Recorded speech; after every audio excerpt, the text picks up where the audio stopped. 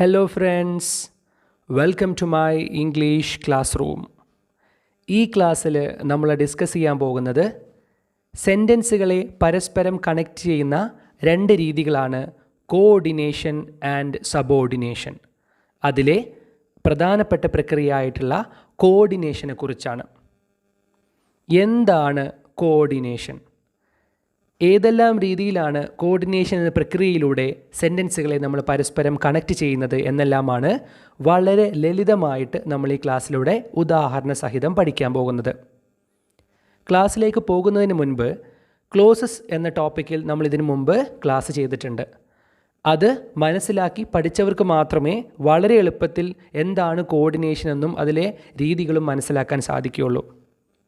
അതിനാൽ ക്ലോസസ് എന്ന ക്ലാസ് കാണാത്തവർ അത് കണ്ടതിന് ശേഷം മാത്രം ഈ ക്ലാസ്സിലേക്ക് വരിക. So once again, welcome to my class room.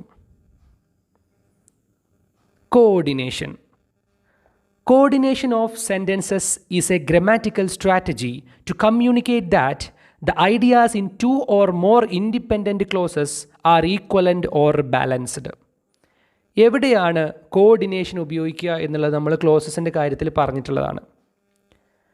Different types of സെൻറ്റൻസുകളെ പറ്റി പഠിക്കുമ്പോഴും നമ്മൾ കൃത്യമായിട്ട് മനസ്സിലാക്കുന്നതാണ് കോമ്പൗണ്ട് സെൻറ്റൻസുകളിലാണ് കോഓർഡിനേറ്റിംഗ് കൺജങ്ഷൻസിനെ നമ്മൾ ഉപയോഗിക്കുന്നത്. എന്താണ് ഈ കോഓർഡിനേറ്റിംഗ് കൺജങ്ഷൻസ് എന്ന് ഉപയോഗിക്കുന്നത്? സാധാരണയായി നമ്മൾ ഉപയോഗിക്കുന്ന പ്രധാനപ്പെട്ട ആൾക്കാർ തന്നെയാണ് ആൻഡ്, ഓർ, ബട്ട് തുടങ്ങിയ ആൾക്കാർ, അല്ലേ? അതേ കോഓർഡിനേറ്റിംഗ് കൺജങ്ഷൻസ് ഉപയോഗിച്ചുകൊണ്ട് നമുക്ക് എന്ത് ചെയ്യാൻ പറ്റും? സെൻറ്റൻസുകളെ പരസ്പരം കണക്ട് ചെയ്യാൻ പറ്റും. Coordination of sentences is a grammatical strategy. ഇതൊരു ഗ്രാമർ പരമായിട്ടുള്ളൊരു രീതിയാണ്. To communicate that the idea in two or more independent clauses. നമ്മൾ രണ്ട് ക്ലോസുകളായിട്ട്, രണ്ട് ഇൻഡിപെൻഡൻറ്റ് ക്ലോസുകളായിട്ട്. എന്താണ് ഇൻഡിപെൻഡൻറ്റ് ക്ലോസുകൾ? സ്വന്തമായി നിൽക്കാൻ കഴിയുന്ന ക്ലോസുകളാണ്, അല്ലേ? സ്വന്തമായ അർത്ഥമുള്ള സിമ്പിൾ സെൻറ്റൻസുകൾ എന്ന് പറയാം. അത്തരത്തിൽ ഇൻഡിപെൻഡൻറ്റ് ക്ലോസുകളെ നമ്മൾ പരസ്പരം കണക്ട് ചെയ്യുമ്പോൾ അവർ ഈക്വലൻ്റ് ഓർ ബാലൻസ്ഡ്, അവർ കൃത്യമായി ഈക്വലൻ്റ് ആണോ, ഒരേപോലെ ബാലൻസ് ചെയ്യുന്ന രീതിയിൽ നമ്മൾ ഉപയോഗിക്കുന്ന ഒരു സ്ട്രാറ്റജിയാണ് കോഓർഡിനേഷൻ എന്ന് പറയുന്നത്. പരസ്പരം രണ്ട് സിമ്പിൾ സെൻറ്റൻസുകളെ കണക്ട് ചെയ്തുകൊണ്ട് ഒരു കോമ്പൗണ്ട് സെൻറ്റൻസ് ഉണ്ടാക്കുമ്പോൾ നമ്മൾ ഉപയോഗിക്കുന്ന രീതിയാണ് കോഓർഡിനേഷൻ എന്ന് പറയുന്നത്. Coordinating conjunctions are used to join independent clauses to make compound sentences. നമ്മളത് പറഞ്ഞു, അല്ലേ? എവിടെയാണ് ഇത്തരത്തിൽ കോഓർഡിനേറ്റിംഗ് കൺജങ്ഷൻസ് ഉപയോഗിക്കുന്നത്? Are used to join independent clauses. ഇത്തരത്തിൽ ഇൻഡിപെൻഡൻറ്റ് ക്ലോസുകൾ കണക്ട് ചെയ്യാൻ വേണ്ടിയിട്ടാണ് ഉപയോഗിക്കുന്നത്. To make compound sentences. Compound സെൻറ്റൻസുകളിലാണ് ഈ കോഓർഡിനേഷൻ എന്ന പ്രക്രിയ നമ്മൾക്ക് കാണാൻ പറ്റുക. The coordinating conjunctions are and, but, or, nor, for, so and yet. നമുക്കറിയാം പ്രധാനപ്പെട്ട 7 രീതിയിലുള്ള 7 കോഓർഡിനേറ്റിംഗ് കൺജങ്ഷൻസ് ആണ് നമുക്കുള്ളത്. And, but, or, nor, for, so and yet. ഇത്രയും.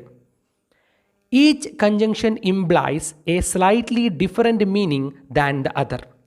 ഇതിൽ നമ്മൾ കൃത്യമായി മനസ്സിലാക്കേണ്ടത് വളരെ ചെറിയ വ്യത്യാസങ്ങളാണെങ്കിലും ഇവ ഓരോന്നിനും എന്തുണ്ട്? വ്യത്യാസങ്ങളുണ്ട് എന്ന ധാരണ നമുക്കുണ്ടാവണം.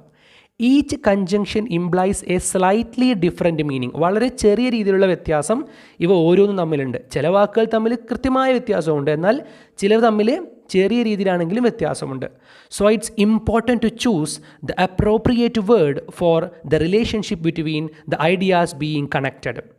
ഇത്തരത്തിൽ വളരെ ചെറിയ വ്യത്യാസങ്ങളേ ഉള്ളൂ എന്നതുകൊണ്ട് തന്നെ കൃത്യമായി ഉപയോഗിക്കുന്ന സമയത്ത് നമ്മൾ വ്യക്തമായ ധാരണയോടെ ഉപയോഗിച്ചില്ലെങ്കിൽ സെൻറ്റൻസ് തെറ്റിപ്പോവും. So it's important to choose the appropriate word. കൃത്യമായിട്ടുള്ള വാക്ക് ഉപയോഗിക്കേണ്ടത് നിർബന്ധമാണ്.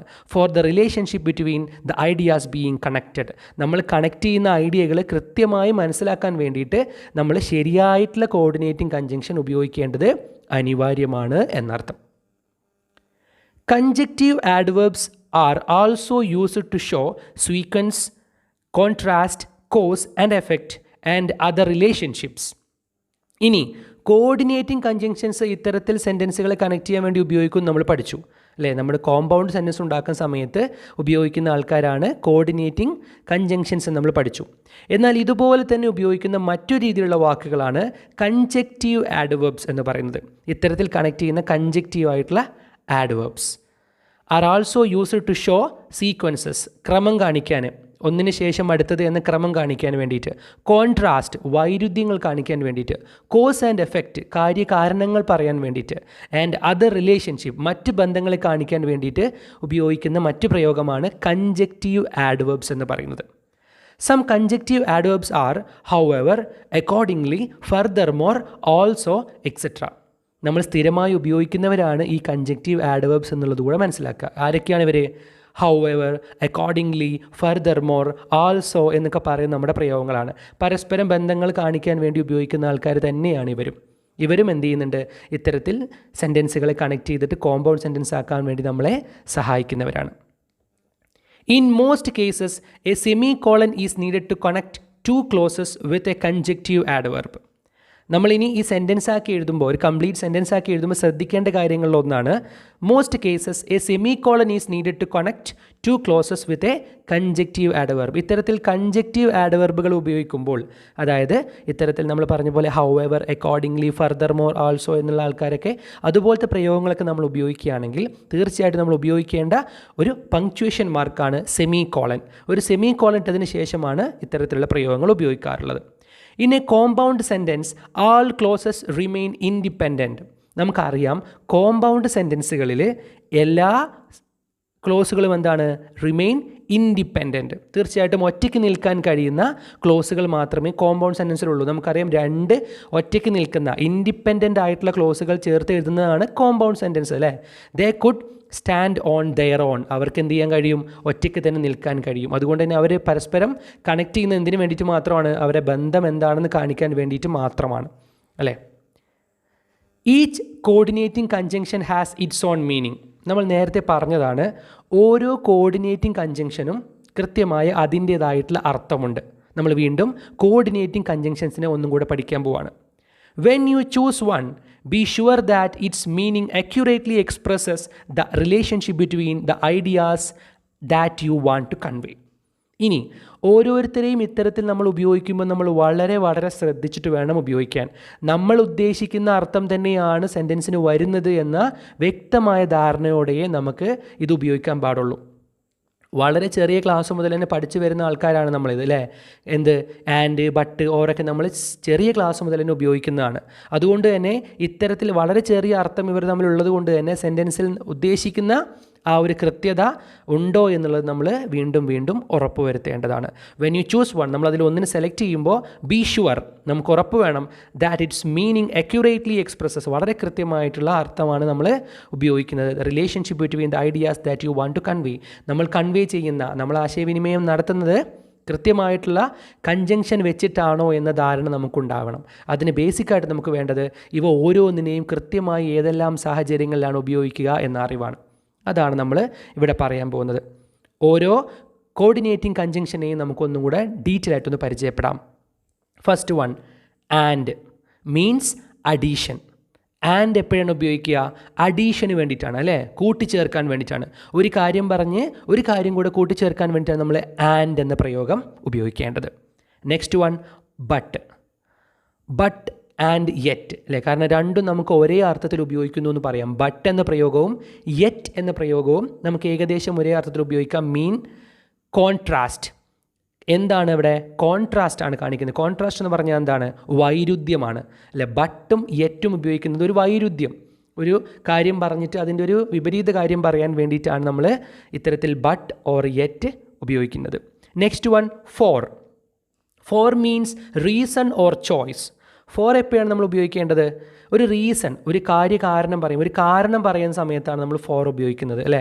അതുപോലെ തന്നെ ഒരു ചോയ്സ്, ഒരു തിരഞ്ഞെടുക്കാൻ, ഇത് എന്താണ് തിരഞ്ഞെടുക്കുന്നത് എന്നുള്ളതിനടുത്ത് നമ്മൾ ചോയ്സ് വയ്ക്കുന്ന സമയത്തും ഇത്തരത്തിൽ ഫോർ നമ്മൾ ഉപയോഗിക്കുന്നുണ്ട്. അത് എന്തെങ്കിലും തിരഞ്ഞെടുക്കുന്ന സമയത്ത് അതൊരു കാര്യം പറഞ്ഞിട്ട് അതിലേതാണ് നല്ലത് എന്ന രീതിയിൽ, ഇതാണോ അതാണോ എന്ന രീതിയിൽ ചോയ്സ് പറയുന്ന സമയത്തും നമ്മൾ ഫോർ ഉപയോഗിക്കുന്നുണ്ട്. അതുപോലെ തന്നെ ഓർ. Or means choice. ഓറും തീർച്ചയായിട്ടും നമുക്കറിയാം ചോയ്സ് ആണ്. അതാണോ ഇതാണോ അല്ലേ, ഒന്നെങ്കിൽ ഇത് അല്ലെങ്കിൽ അത് എന്ന രീതിയിൽ നമ്മൾ ഉപയോഗിക്കുന്നതാണ് ഓർ എന്നുള്ള പ്രയോഗം. അതുപോലെ തന്നെ നോർ മീൻസ് നെഗറ്റീവ് ചോയ്സ്. നമുക്കറിയാം നോർ ഉപയോഗിക്കുന്നത് എപ്പോഴാണ്, നെഗറ്റീവ് ചോയ്സ് കാണിക്കാനാണ്. ഇതുമല്ല അതുമല്ല നമ്മൾ നൈദർ നോറൊക്കെ ഉപയോഗിക്കുന്നത് അല്ലേ. അതേപോലെ നോർ എന്ന് പറയുന്നത് എന്താണ്, ഇതല്ല എന്ന് കാണിക്കാനാണ്, നമ്മൾ നെഗറ്റീവ് ചോയ്സ് പറയാനാണ്. ഇത്തരത്തിൽ അതാണോ ഇതാണോ എന്നതിൽ തിരഞ്ഞെടുക്കുന്നതിൽ നെഗറ്റീവായിട്ടുള്ള പ്രയോഗം ഉപയോഗിക്കുന്നതാണ് നോർ എന്ന് പറയുന്നത്. Last one so means result or effect. ഒരു റിസൾട്ട് അല്ലെങ്കിൽ അല്ലെ ഒരു എഫക്റ്റ്, രണ്ടിൻ്റെ അർത്ഥം എന്താണ്, ഒരു ഫലം, ഒരു അനന്തര ഫലം അല്ലേ. ഒരു കാര്യം പറഞ്ഞിട്ട് അതിൻ്റെ ഫലം പറയാൻ വേണ്ടിയിട്ട് നമുക്ക് സോ എന്ന് പറഞ്ഞിട്ട് എക്സ്പ്ലെയിൻ ചെയ്യാം.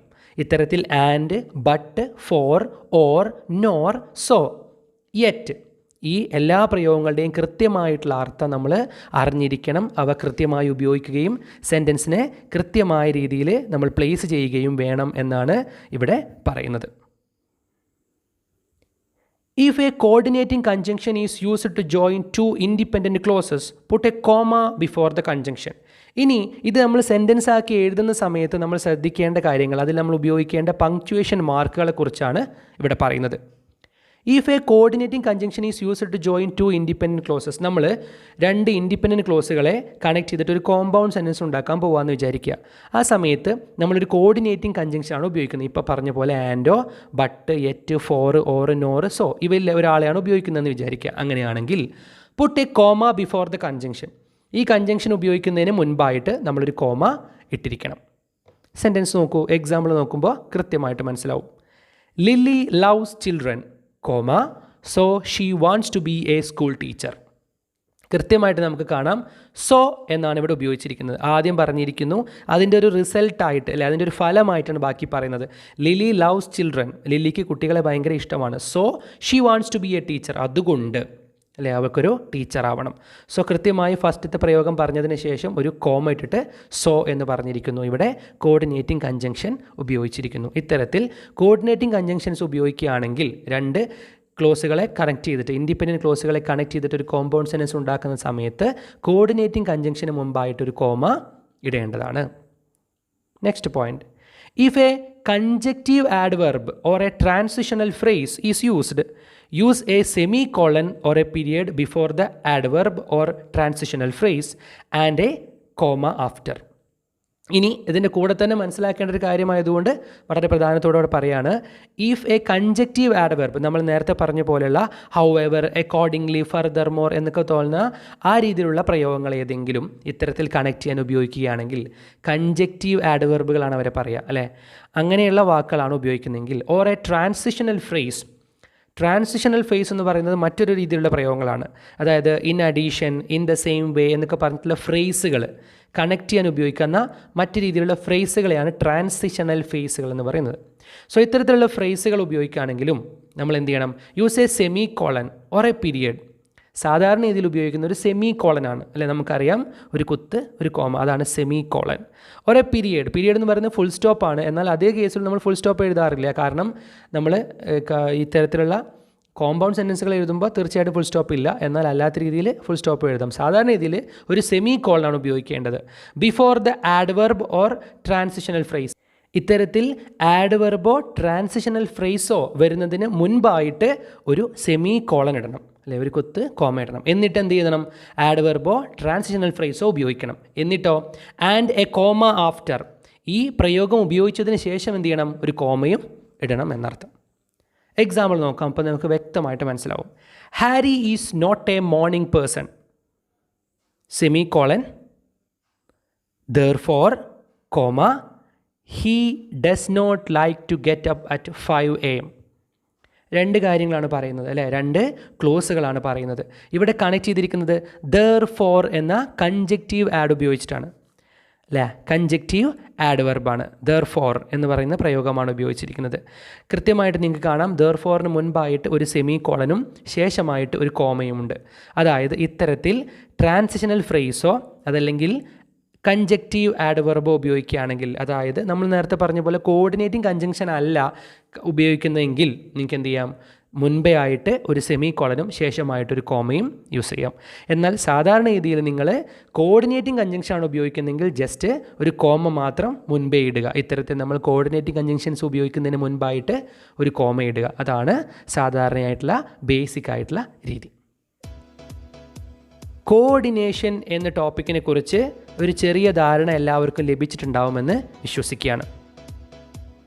രണ്ട് ഇൻഡിപെൻഡൻറ്റ് ക്ലോസുകൾ പരസ്പരം കണക്റ്റ് ചെയ്ത് ഒരു കോമ്പൗണ്ട് സെൻറ്റൻസ് ഉണ്ടാക്കുന്നിടത്താണ് കോർഡിനേഷൻ നമുക്ക് ആവശ്യമായി വരുന്നത്.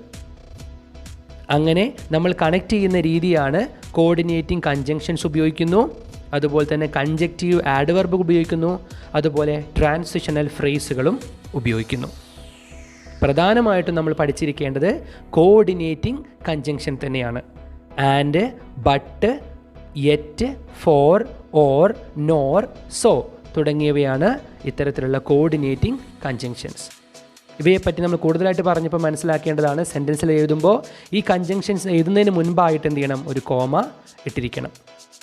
ഇത്രയുമാണ് പ്രധാനമായിട്ടും കോർഡിനേഷൻ എന്ന ടോപ്പിക്കിനെ കുറിച്ച് നമുക്ക് പറയാനുള്ളത്. മറ്റൊരു ടോപ്പിക്കുമായിട്ട് അടുത്ത ക്ലാസ്സിൽ വീണ്ടും കാണാം. അതുവരേക്കും ബൈ ബൈ.